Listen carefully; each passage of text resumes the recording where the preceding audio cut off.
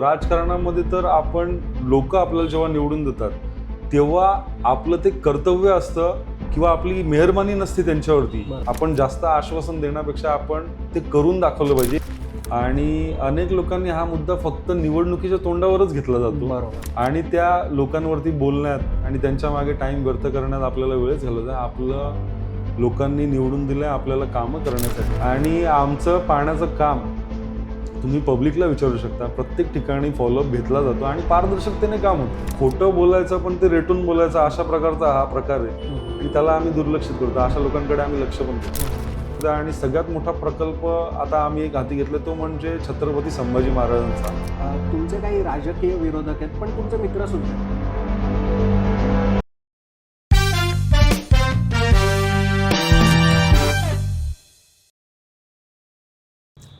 नमस्कार, एक्स विजनवर आपलं स्वागत आहे. माझा प्रभाग माझा नेता या आमच्या कार्यक्रमात देखील मी आपलं स्वागत करतो. आज आपण एका नवनिर्वाचित नगरसेवकाशी गप्पा मारणार आहोत. त्यांच्याकडे राजकीय वारसासुद्धा आहे आणि शैक्षणिक वारसासुद्धा आहे. तर जाणून घेऊयात त्यांचा नवीन नगरसेवक होण्याचा प्रवास कसा आहे. तर आदित्य पाटील साहेब, आपलं स्वागत करतो. शुभेच्छा की तुम्ही निवडून आलात. धन्यवाद. कसा होता हा प्रवास, कशी सुरुवात झाली? ही सुरुवात ॲक्च्युली 2010 पासून आई वडिलांची सुरुवात झाली. वडील पहिले नगरसेवक होते 2010ला आणि त्याच्यानंतर त्यांच्या जोडीला कुठेतरी त्यांना थोडीशी मदत करण्याचा हेतू होता. राजकारणाकडे वळण्याचा अजिबात हेतू नव्हता. त्या अनुषंगाने 2013-14 पासूनच ही घोडदौड चालू झाली. त्यांच्या जोडीला राहून कसं वागावं, कसं बोलावं, कसं लोकांच्या समस्या जाणून घ्यायच्या आणि त्या कशा पद्धतीने सॉल्व्ह कराव्या, अधिकाऱ्यांकडे त्या कशा मांडाव्यात, हा प्रवास 2013-14 पासून सुरू झालेला होता. आणि तेच आज 2026 पर्यंत तुम्ही बघितलं असेल. या समस्या हळूहळू जाणत आज या प्रवास इथपर्यंत पोहोचलेला आहे.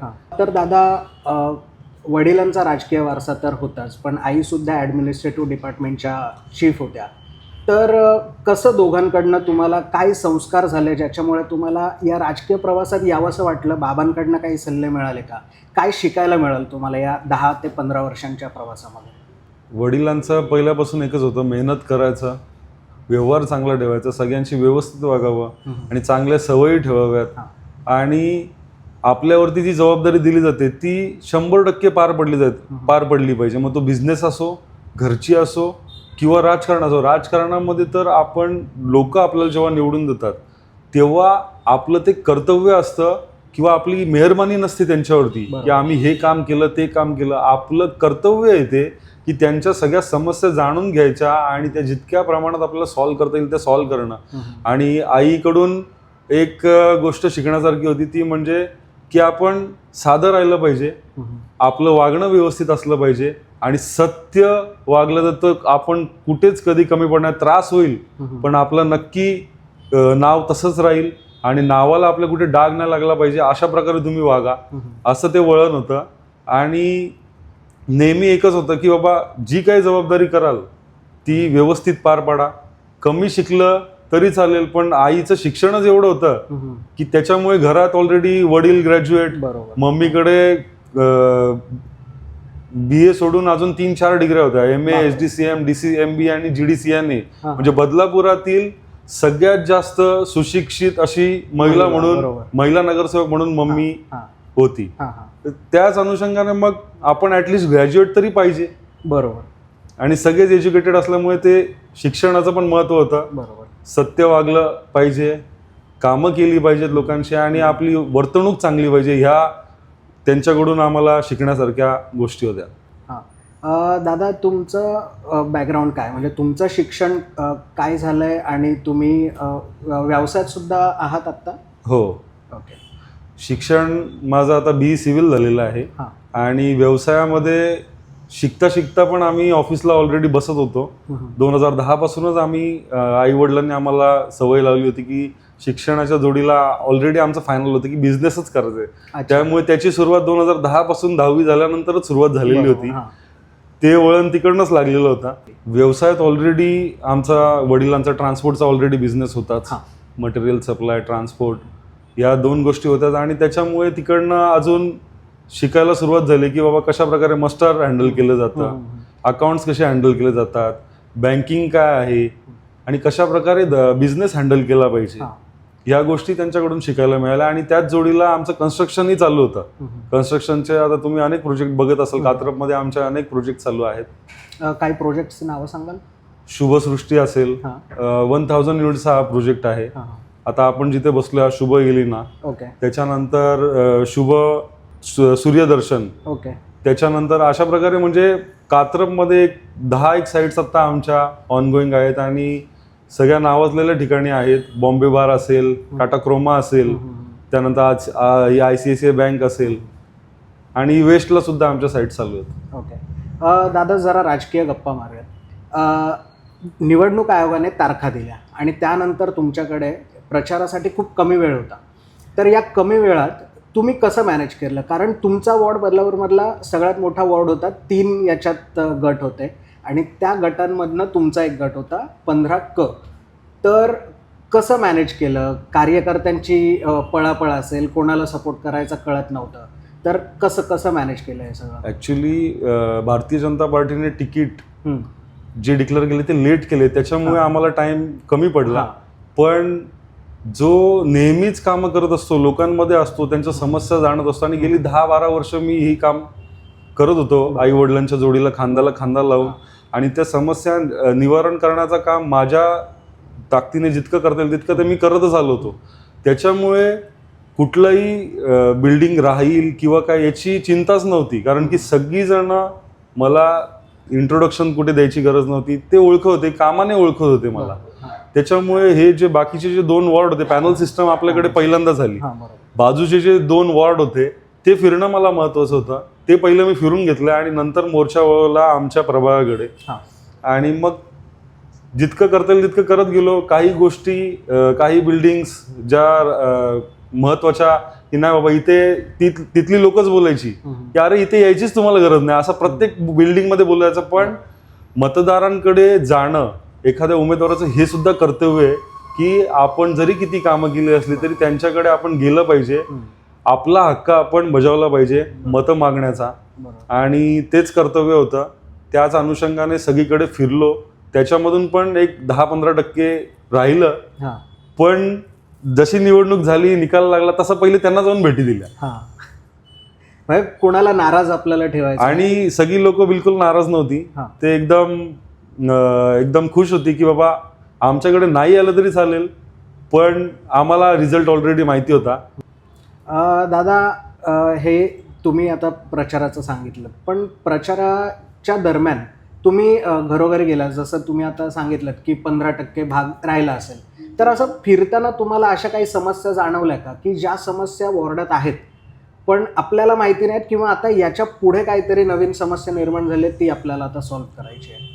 असं अजिबात झालं नाही, कारण की गेली 10 वर्ष जे मी फिरत होतो प्रत्येक बिल्डिंगमध्ये माझा जाण्या येण्याचा प्रयत्न असायचा आणि मी जायचा प्रयत्नच करायचो. आणि माणूस हा कुठेतरी कमी पडतो, 100% परिपूर्ण नसतो.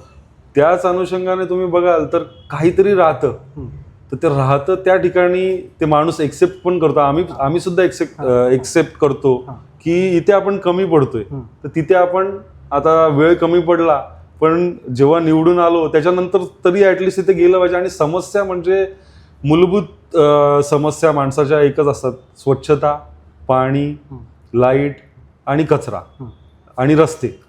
ह्या 5 बेसिक गोष्टींवर सध्या फोकस असतो.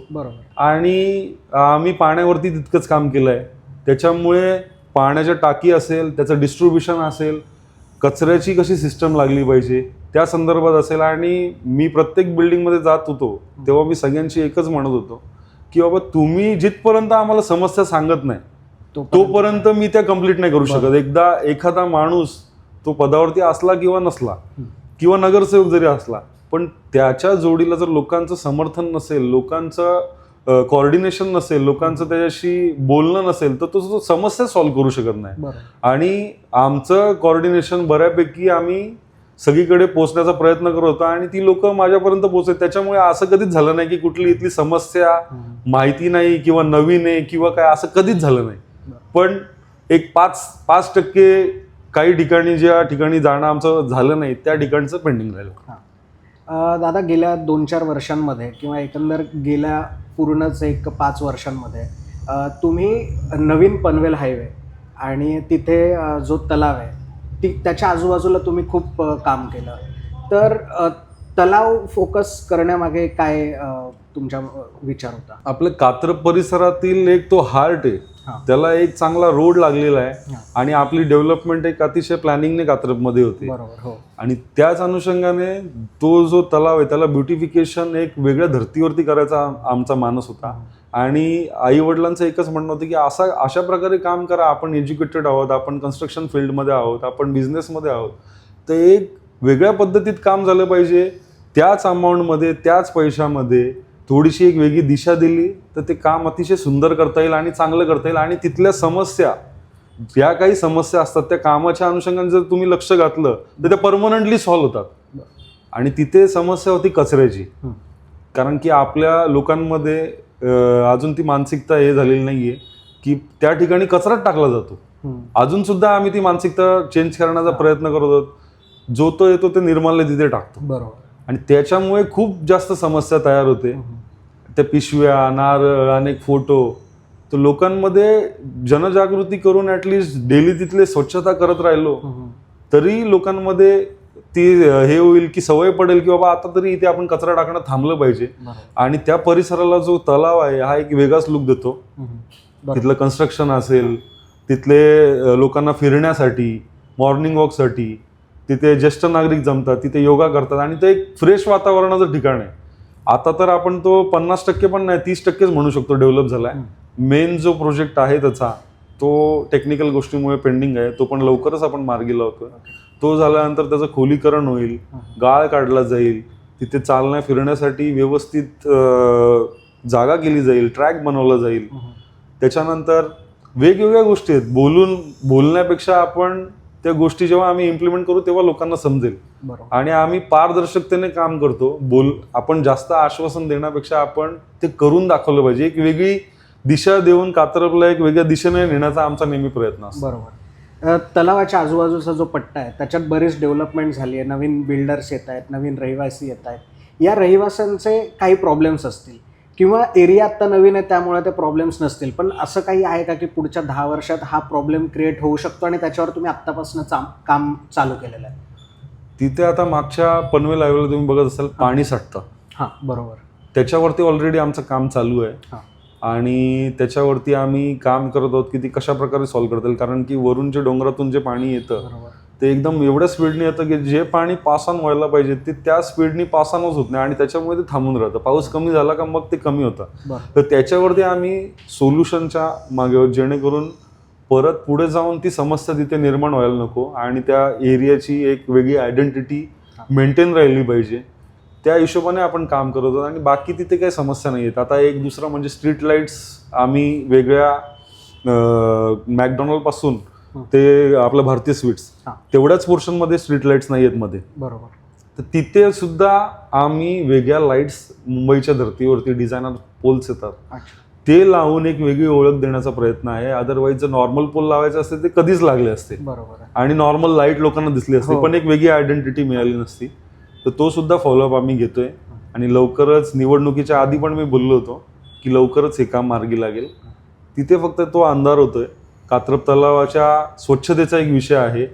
स्वच्छ आणि तो जो प्रोजेक्ट मार्गी लावणार आहोत आपण त्याच्यामध्ये तो पूर्ण एन्क्लोज होणार आहे. एन्क्लोज होऊन तिथे सिक्युरिटी गार्ड ऑलरेडी एक आहे आता, त्याच्यासाठी कॅबिन, तिथे गेट्स, CCTV ऑलरेडी आहेत. ते बंद अवस्थेत आहेत, चालू असते ते बघून ते चालू करायचे जेणेकरून म्हणजे काहीच कमी पडणार नाही तिथे. अशा प्रकारे आपल्याला काम करायचं आहे. ओके दादा, याच प्रभागाबद्दल बोलतो की आपल्या कात्रप परिसरामध्ये एकूण तरुणांची संख्या वाढलेली आहे आत्ता. तर त्यांची एनर्जी योग्य जागी युटिलाइज होईल म्हणून नगरसेवक म्हणून आणि तरुण नगरसेवक म्हणून तुम्ही काही प्रयत्न करणार आहात का? मी नेहमीच प्रत्येक सोसायटीमध्ये जातो किंवा रस्त्यात कोणी मला भेटतं त्यांना मी एकच सांगतो. आता मी बाकीच्या नेत्यांपेक्षा लहान आहे, म्हणजे आता 30-31 वर्ष माझं वय आहे. बरोबर. तर मी तेच सांगतो तुम्ही मोठ्या लोकांशी बोलायला थोडंसं भीती वाटते किंवा काय तुम्हाला थोडंसं कॉम्प्लिकेशन येतात, पण माझ्याशी तुम्ही फ्रीली बोलू शकता. तुम्हाला रस्त्यात येता जाता जे काय दिसतंय, माझा प्रभाग नाही तर बाकी कुठेही काय दिसत असेल तर तेही सॉल्व्ह करण्याचा माझा प्रयत्न असतो. तर तुम्ही बोला जेणेकरून आपण सगळे एकत्र मिळून जर टीम वर्क केलं, आणि मी सोसायटीमधल्यांना नेहमी एकच गोष्ट सांगतो की आपण ॲटलिस्ट नागरिक म्हणून जर आपल्याला आपला परिसर घडवायचा असेल तर आपली सोसायटी, आपल्या बाजूचा जाण्या येण्याचा रस्ता ॲटलिस्ट एवढं तरी बघितलं पाहिजे. तिथे जर कुठली अडचण साफसफाईची येत असेल किंवा अजून कोणत्या अडचणी येत असतील, त्या फोटो घेऊन मला व्हॉट्सअपला पाठवा. मी ते नक्कीच सॉल्व्ह करण्याचा प्रयत्न करेन, कारण की तेवढे आम्हाला पाठिंबा आहे. आमच्या मागे भक्कम लोक उभी आहेत, नेते उभे आहेत, आणि बदलापूरमध्ये आता भारतीय जनता पार्टी सत्ता आहे. सत्ता असली नसली तरी आमचं तर कर्तव्य आहे, आणि त्याच अनुषंगाने आम्ही काम करत असतो. आणि जेव्हा पब्लिक तुमच्या जोडीला जितकी बोलेल, समस्या घेऊन येईल, तरच तुम्ही त्यांचं निराकरण करू शकता आणि परिसराला एक वेगळी दिशा देऊ शकता. दादा, खेळाडूंसाठी तुम्ही नवीन ग्राउंड्स वगैरे असं काही अप्रोच ठेवलाय का? हो, नक्कीच. आता आपल्याकडे ॲडव्हान्टेज आहे की कार्मेल क्रीडा संकुल आहे आपल्याकडे. ते ग्राउंड जे आहे तिथे चांगली व्यवस्था आपण आमदार साहेबांच्या मार्गदर्शनाखाली पार पाडतोय, आणि ते काम गेल्या 1 वर्षापासून आपण त्याचा फॉलोअप घेतोय. कशा प्रकारे प्लॅनिंग झाली पाहिजे, कशा प्रकारे काय काय तिथे झालं पाहिजे. तर पहिले आता ती बॅडमिंटन कोर्टची इमारत पडली होती. पहिल्या टप्प्यामध्ये आपण ते चांगल्या याच्यावरती आपण बनवतोय. उल्हासनगरला ज्या प्रकारे काम करण्यात आलंय त्याच प्रकारे चांगल्या दर्जाचं बॅडमिंटन कोर्ट पहिले उभे राहतील. लॉन टेनिसची आपण ते पण उभं करतोय, आणि त्याच जोडीला जो क्रीडा संकुल आहे त्याच्या बाउंड्रीला कंपाऊंड मारून, आणि मग टप्प्याटप्प्याने सिंथेटिक रनिंग ट्रॅक असेल, स्विमिंग पूल असेल, छोटंसं स्टेडियम असेल, आणि इंडोर गेमसाठी सगळी व्यवस्था, जेणेकरून जे स्पोर्ट्स पर्सन आहेत, जे लहान मुलं आहेत, त्यांना कुठेतरी प्रोत्साहनासाठी आपण कमी पडतोय. त्या अनुषंगाने तिथे ही जागा त्यांना हक्काची जागा होईल. आणि भरतीसाठी पण अनेक लोक प्रॅक्टिस करत असतात. शॉर्ट पुट घेतात, त्यानंतर रनिंग असेल किंवा अजून कोणत्याही प्रकारचं असेल, तर त्यासाठी त्यांना तिथे इझिली अवेलेबल होईल आणि तिथे हक्काचं ठिकाण होईल.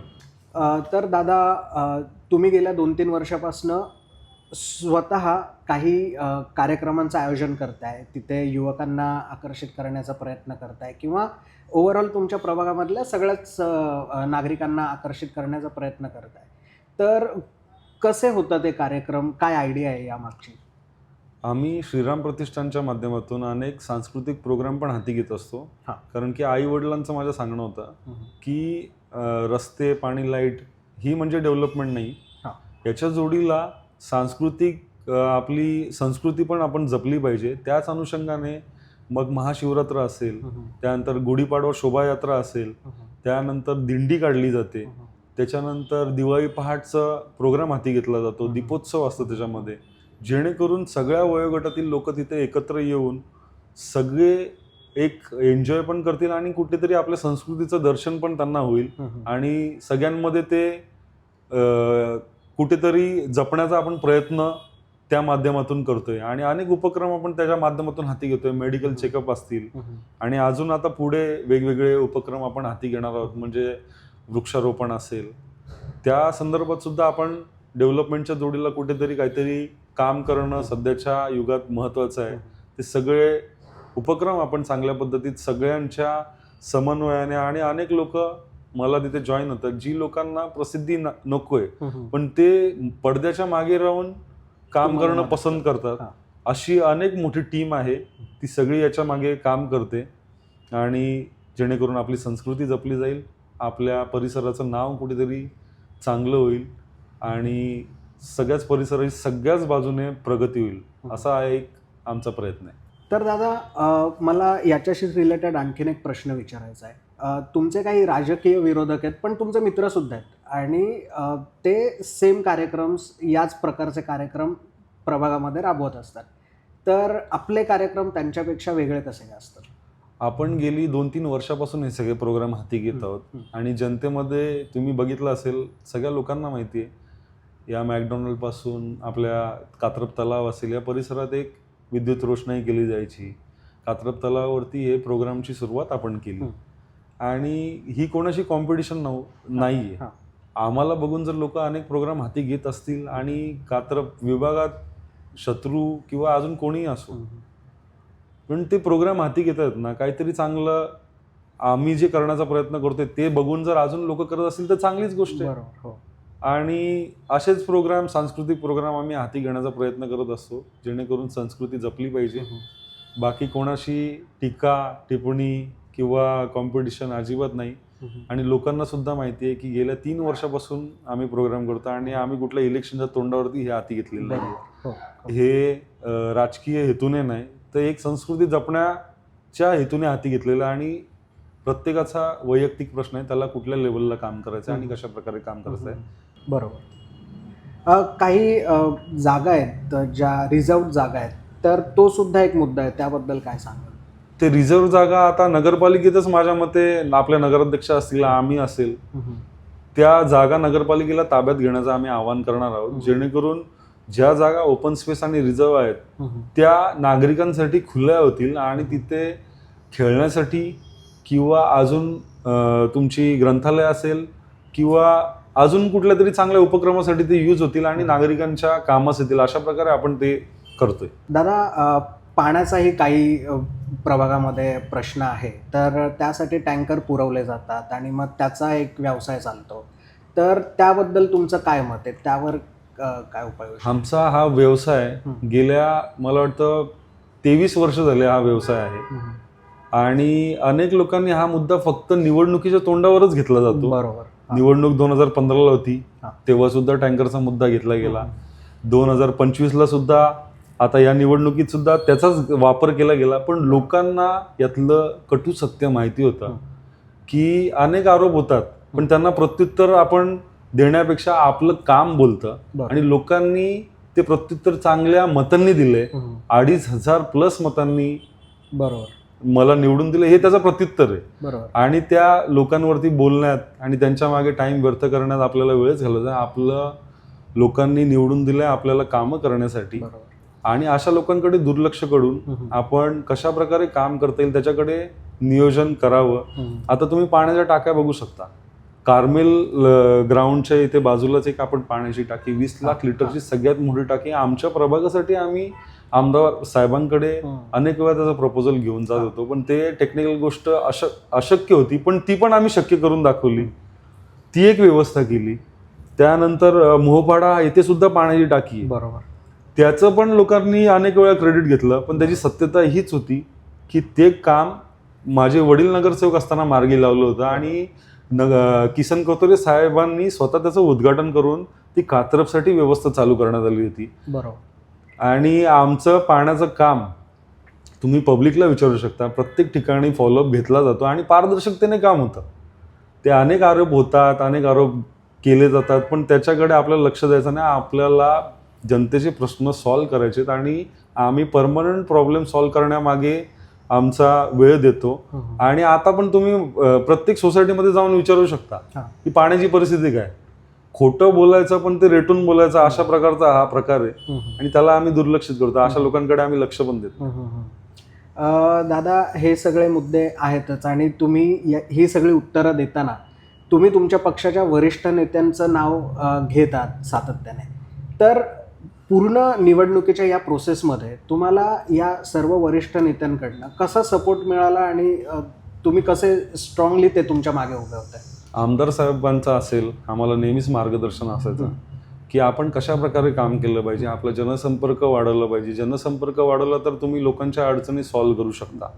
जितका तुमचा जनसंपर्क वाढेल तितकं तुम्ही चांगल्या पद्धतीत काम करू. नुसत्या अडचणी नाही किंवा समस्या नाही, तर एक वेगळ्या लेवलला पण आपण काहीतरी चांगल्या गोष्टी करू शकतो.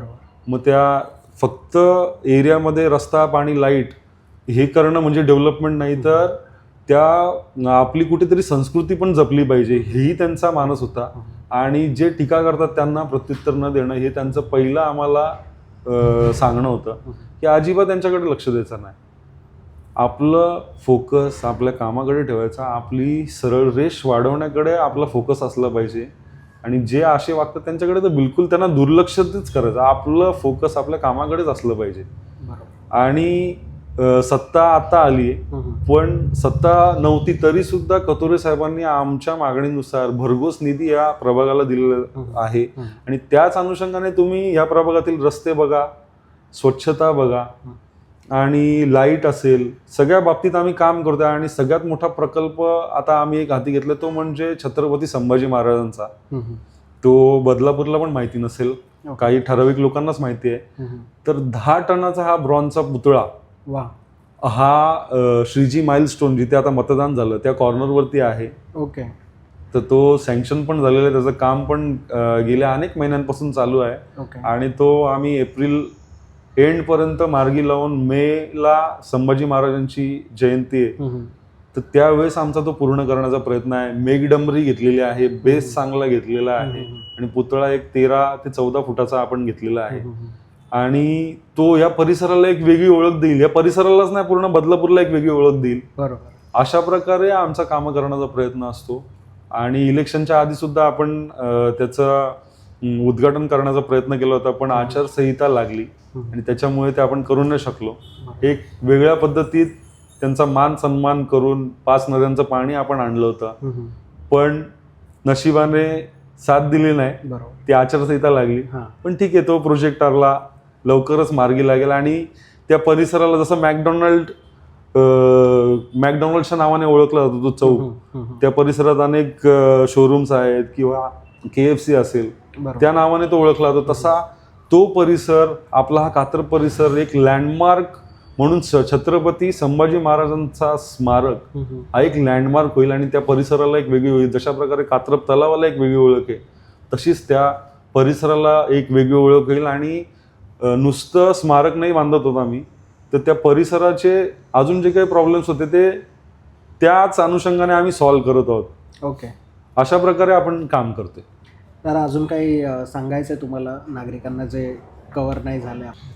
स्वच्छतेचा माझा आता या निवडून आल्यानंतर माझा सगळ्यात पहिला फोकस असणार आहे ह्या ज्या कचराकुंड्या आहेत. काही ठिकाणी नागरिक कचरा नाही टाकत, तर काही दुकानवाले बाहेरून येऊन इथे कचरा टाकतात. आणि हा परिसर सगळ्यात मोठा आहे माझा, पूर्ण पॅनल. या परिसरात स्वच्छतेसाठी आम्हाला एक वेगळं काम करायचं आहे. त्यानंतर महिला सुरक्षिततेसाठी काही ठिकाणी जिथे ड्रिंक्स करायला लोक बसतात, त्यानंतर काही ठिकाणी प्रकाश कमी असतो, त्या ठिकाणी पोलिसांची गस्त वाढवून आपल्याला ते सगळं मार्गी लावायचं आहे, जेणेकरून लोकांमध्ये सुरक्षिततेचा पण विषय नसला पाहिजे. आणि या प्रभागात आपण पोलीस चौक्यांचं सुद्धा काम हाती घेतोय, जेणेकरून पोलीस स्टेशन आता खूप इकडनं आपल्याला जायला खूप वेळ लागतो. आमदार साहेबांच्या मार्गदर्शनाखाली आपण ते पण मार्गी लावण्याचा प्रयत्न करतोय, जेणेकरून इझिली ॲक्सेसेबल राहील आणि लोकांना सुद्धा सिक्युरिटी असेल, एकदम सुरक्षिततेबाबत निर्धास्त राहतील. बरोबर. आणि लोकांच्या समस्या जाणून घेण्यासाठी एक वेळ ठरवली जाईल की बाबा सोसायटीचे जे अध्यक्ष असतात, सेक्रेटरी असतात आणि जे सदस्य काही इंटरेस्टेड असतात, त्यांना घेऊन एक कुठेतरी 2 महिन्यातून आम्हीही कुठेतरी कमी पडत असतो, ते त्यांचे सजेशन्स ऐकून त्या पद्धतीने ज्या गोष्टी आपल्याला मार्गी लावतील त्या आपल्याला त्या प्रकारे काम करायचं आहे. आणि स्वच्छता आपल्याला एक वेगळ्या लेवलवरती करायचं आहे, जेणेकरून या परिसरामध्ये एकदम पूर्ण क्लिनलीनेस व्यवस्थित राहायला पाहिजे. आणि नगर परिषदेकडे सुद्धा आम्ही मागणी करत आहोत की स्वच्छता कर्मचारी असतील, त्यांची गरज, आमचा प्रभाग आपला मोठा आहे, ती पण वाढवून स्वच्छतेबाबत एक रोल मॉडेल तयार करण्याचा प्रयत्न आहे. या कचराकुंड्या आणि स्वच्छतेच्या बाबतीत कात्रप हा परिपूर्ण असेल आणि एक वेगळी दिशा कात्रपला स्वच्छतेच्या बाबतीत असेल. आणि नागरिकांचं सगळ्यांचं सहकार्य घेऊन हे काम मी हाती घेतलंय. एक येत्या 4-5 महिन्यात नक्कीच एक वेगळ्या दिशेने कात्रपची वाटचाल असेल. दादा, प्रभागामध्ये आता 3 नगरसेवक असणार आहेत, तर तुम्ही 3 जण एक संघ कसं काम करणार आहात आणि तुमच्यापर्यंत रीच आउट करण्यासाठी आपल्या प्रभागातल्या लोकांनी तुमच्याशी कसा संपर्क साधायचा? परिसरातील लोकांनी 3घांना पण चांगल्या मताधिक्याने निवडून दिले आहे, सगळ्यात जास्त हायेस्ट मताने निवडून दिलंय आणि हजारोच्या संख्येनेच 3घांना पण निवडून दिलंय. आणि नक्कीच सगळ्या लोकांपर्यंत मी पोहोचण्याचा प्रयत्न करतोय. आता काही दिवस थोडंसं शेड्यूल बिझी असल्यामुळे सगळ्यांपर्यंत पोहोचणं अशक्य आहे, पण मी नक्कीच प्रयत्न करतोय लोकांना भेटून, कारण की इलेक्शनच्या वेळेस आम्ही सगळ्यांची घरं वाजवली होती, तर आता सुद्धा गेलं पाहिजे, हे आमचं कर्तव्य असं मला वाटतं. आणि सगळ्यांसाठी एक माझं जनसंपर्क कार्यालय असणार आहे. ती जनसंपर्क कार्यालय बँक ऑफ बरोडाच्या बाजूला आहे. ओके. तर तिकडे मला लोक येऊन भेटू शकतात आणि मी जरी नसलो तरी तिथे माझी माणसं असतात जे सगळे कंप्लेंट्स नोट डाऊन करतात, नंबर्स घेतले जातात आणि त्याच्यावरती मी वर्कआउट करून त्यांना रिप्लाय दिला जातो की कशा प्रकारे काम होतंय. ओके आणि सगळ्यांना माझा नंबर पण मी फॉरवर्ड करत असतो ओके की बा हा नंबर घ्या आणि जरी तुम्हाला यायला वेळ नसला तरी तुम्ही येऊ शकता. तिन्ही वॉर्डातील लोकांनी मला मतदान केले, त्याच्यामुळे कोणीही माझ्याकडे येऊ शकतो आणि कोणीही कुठली समस्या घेऊन यावं आणि मी ती नक्कीच सॉल्व्ह करणं हे माझं कर्तव्यच समजतो. तुम्ही आमच्या प्रेक्षकांपर्यंत तुमचा नंबर पोचवाल का जर कोणाला काही काम असेल? नक्कीच 9922244008 हा माझा नंबर आहे. व्हॉट्सअप पण आहे त्याला. तिथे तुम्ही मला काही समस्या असतील त्या कळू शकता किंवा फोनवरती बोलू शकता. पण जर वेळ असेल तर जनसंपर्क कार्यालयात आले तर तुमच्या समोरासमोर त्यांचं निराकरण ते एकदम इझी होतं. फोनवरती तेवढा ट्रान्सपरन्सी नाही ठेवता येत. बरोबर. हां तर त्या अनुषंगाने पण ठीक आहे, काही गोष्टी फोनवरती सॉल्व्ह होतात, त्या फोनवरती आपण करू शकतो. लोकांना रिच आउट तरी ॲटलिस्ट होऊ शकतं. धन्यवाद दादा. पुढील वाटचालीसाठी Thank खूप you. खूप शुभेच्छा. तर हे होते आदित्य नरहरी पाटील, नवनिर्वाचित नगरसेवक आहेत आणि खूप छान गप्पा झाल्या आमच्या त्यांच्यासोबत. त्यांनी सांगितलं की नगरसेवक होण्याच्या आधीपासूनच ते कसे प्रभागाच्या कामात अडकलेले होते आणि प्रभाग त्यांच्या नजरेखालनं पूर्ण गेलेला आहे. तर आपण त्यांना खूप खूप शुभेच्छा देऊ आणि आजच्या भागातनं आपला निरोप घेऊ. धन्यवाद.